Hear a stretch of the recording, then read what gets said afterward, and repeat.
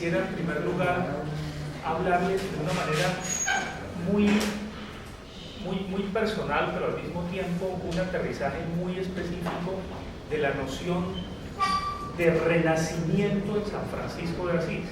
Quizá voy a contrariar buena parte de lo que algunos historiadores señalan que ubican a Francisco de Asís en la Edad Media. Yo voy a señalar, a partir de unos elementos particulares, cómo con la corriente franciscana en realidad se inaugura el Renacimiento en Europa. ¿De acuerdo? Entonces, y un poco qué son esos elementos de renacimiento y por qué, y esto creo que es muy importante, esos elementos nos iluminan hoy. Cómo esos elementos podrían constituir bases para lo que un autor como Claude Lévi-Strauss, que todavía cumple 101 años, ahorita en octubre todavía está vivo, llama el tercer humanismo. Entonces vamos a hacer unos puentes, muchas gracias, vamos a hacer unos puentes entre esa espiritualidad franciscana y la idea del renacimiento franciscano y lo que Lévi-Strauss llama el tercer humanismo.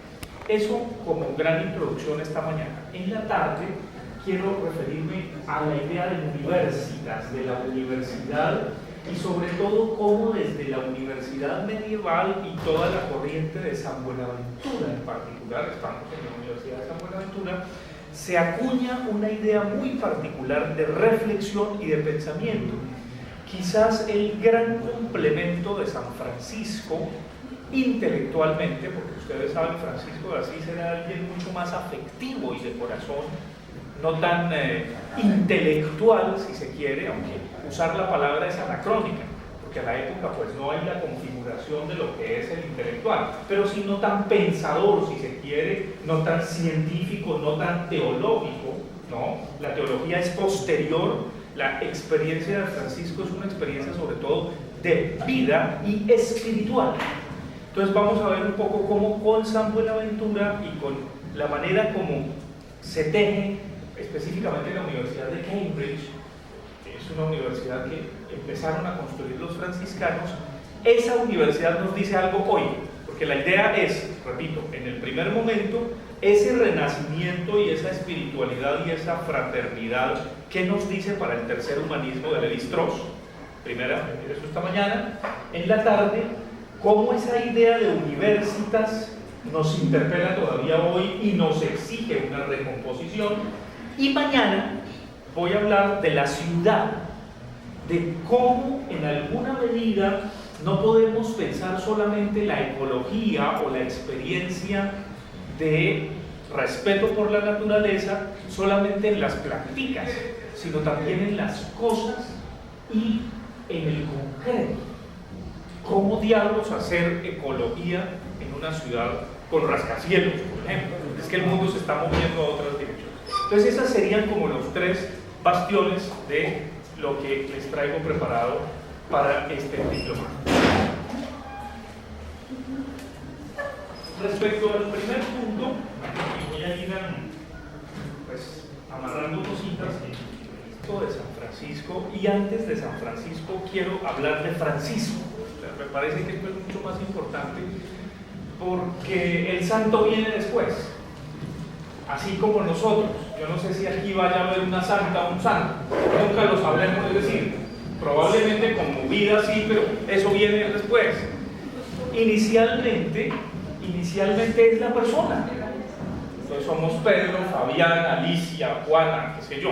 Eso es lo que somos inicialmente. Ángela, exactamente. Y el nombre que tenemos, pues en alguna medida nos identifica. Entonces, un poco en ese contexto de Francisco, yo sé que ya les han hablado en otro momento del mundo medieval que rodeó a Francisco, pero sin entrar propiamente en la historia, yo quisiera señalarles algo que quiero que tengan en cuenta permanentemente, y es que desde Francisco de Asís se empieza a vivir un dilema muy profundo. Él experimenta un dilema muy profundo, que es el dilema entre el corazón y la cabeza. Él dijéramos que podría efectivamente experimentar el dilema que uno permanentemente siente, pero en su momento Francisco vive ese dilema. Es el dilema que tiene que ver con la época. Sería un poco los tesoros espirituales y el comercio, ¿no? Es la oposición. Recuerden, él es hijo de un comerciante, y obviamente el comerciante que no usa la razón y la cabeza para tener las cuentas claras lo tumban. Uno no puede ser buen comerciante si es muy generoso. Si es muy generoso queda en la calle. Entonces eso es un dilema impresionante que va a marcar la vida de Francisco, y me parece que a partir de ahí esa contradicción va a exacerbarse inclusive cuando tienen el primer capítulo, ya al final, cuando están organizando la orden, o le están organizando el orden que él estaba un poco experimentando, si se quiere.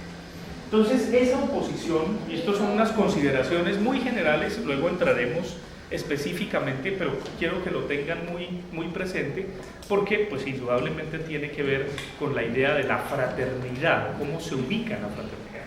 Entonces es una oposición entre el sentimiento o entre el corazón y la razón, ¿no? En la segunda parte, cuando hablemos de la Universitas y la experiencia de San Buenaventura, pues vamos a ver un poco cómo esto gira mucho más hacia el mundo de la razón, ¿no es cierto? Y hacia el mundo de la lógica inclusive.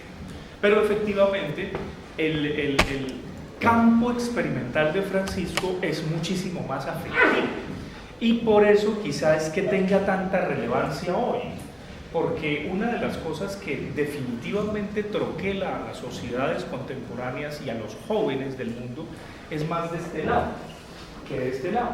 Inclusive si pensamos en pedagogía, estamos haciéndoles mucho daño en términos de que aquí empieza a haber déficit cuando pedimos trabajos por internet y los estudiantes cortan, copian y pegan.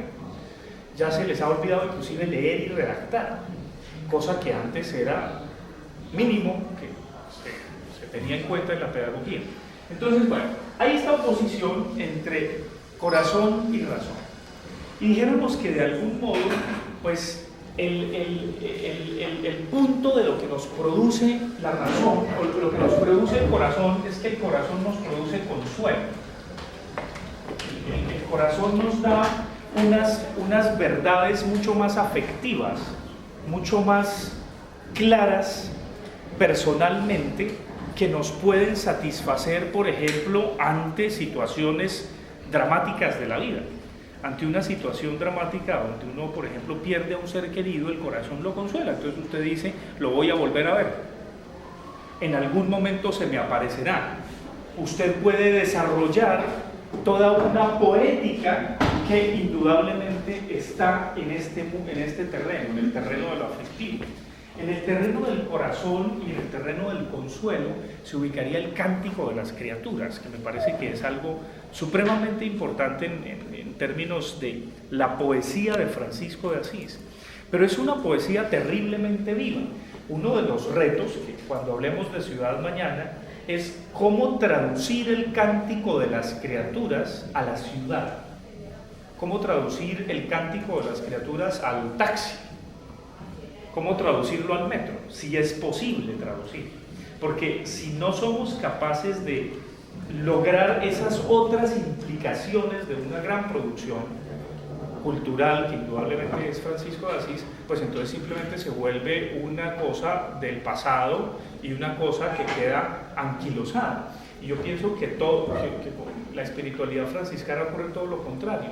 Tiene una actualidad feroz justamente porque, dijéramos que pone un poquitico, no es tan dominicana, ni tan jesuita, ni tan española, no, porque finalmente dominicos y jesuitas son españoles y tienen un tipo de razonamiento muy distinto, mucho más italiana. Y por eso es que entonces la hipótesis va a cambiar la cosa. Francisco, más que estar en el medioevo, con él se inicia el Renacimiento. Esto es muy importante. El Renacimiento, todo lo contrario, y esto yo creo que vale la pena resaltarlo, en términos de grandes obras científicas, primero que todo es grandes obras artísticas. No puede haber renacimiento sin arte. El arte es fundamental, y el arte se ubica inicialmente en una experiencia afectiva. Claro, esa experiencia afectiva se procesa, no es cualquier cosa, no es simplemente que me dio por pintar pajaritos, no, obviamente eso exige un rigor. Pero si ustedes ven, por ejemplo, en este terreno, yo quiero que tengan muy presente ese esquema, pues obviamente hay una hermosísima ingenuidad. Yo creo que una de las cosas más gratas de ese origen del Renacimiento, si ustedes miran las pinturas de Giotto, que es el principal pintor de San Francisco, pues evidentemente es de una ingenuidad aterradora. Y esa ingenuidad contrasta con la noción de pecado original. La espiritualidad franciscana nos hace ver la ingenuidad original antes que el pecado original. El pecado original es más en este terreno, es en el terreno teológico, es en el terreno de la razón. No, San Francisco vive es la ingenuidad original o la inocencia original. Y esto es muy interesante porque cualquiera diría, no, pues eso es una pendejada, que todos somos inocentes. No, pero lo grandioso de Francisco es que descubre que en el corazón del hombre y en el corazón del cosmos y en el corazón de la naturaleza hay una inocencia original. Es extraordinario porque es como volvernos al Edén, si se quiere.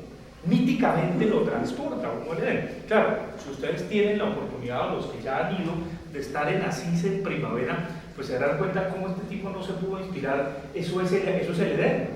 O sea, ustedes van en primavera a Asís, o en otoño inclusive en invierno, ¿no? En verano pues ni hablar, pero si van en primavera particularmente, ustedes dicen, no, es que no podía ser de otra manera. Es que la región donde él nace, ese Asís, ahí sí medieval, invita a que todo renazca, invita al renacimiento.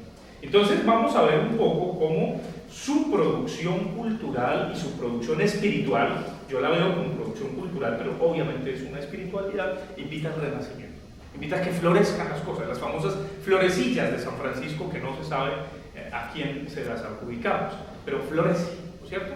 Y esto se ubica en el terreno del corazón, en el terreno del afecto, en el terreno del consuelo, y es una cosa mucho más experimental y vivencial antes que sistemática, cuadriculada, dogmática, teológica o filosófica. No, eso viene después. Eso es muy importante. Es decir, yo creo que habría que pensar que no puede haber franciscanismo sin experiencia. O sea, usted tiene que vivir esa cosa, ese cuento. Ver un atardecer, ver un amanecer, ver la luna, ver las estrellas y ver también el ruido de la calle y de la ciudad. Si usted no toma conciencia de eso, y algo más, que eso es increíble en Francisco, es la posibilidad de la belleza de las cosas y de la personalidad de las cosas.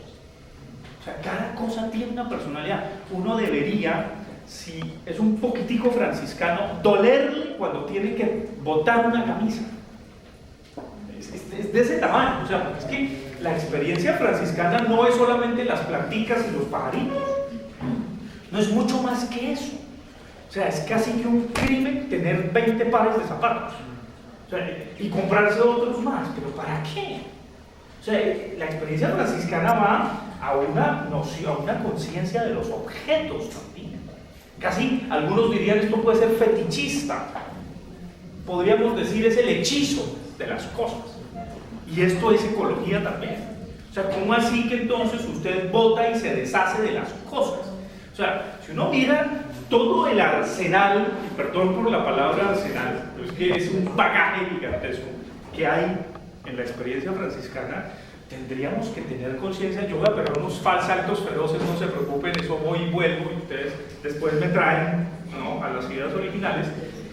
¿Cómo así que entonces ustedes, pensar por ejemplo en la lógica del consumo hoy, en donde a usted le embuten 7 productos, pague 3 y lleve 7, pero esos 7 ya, 4 ya están que se vencen, y entonces usted está condenado a votar, ¿no? O sea, hay una cosa del desperdicio que sería absolutamente antifranciscano y antieconómico.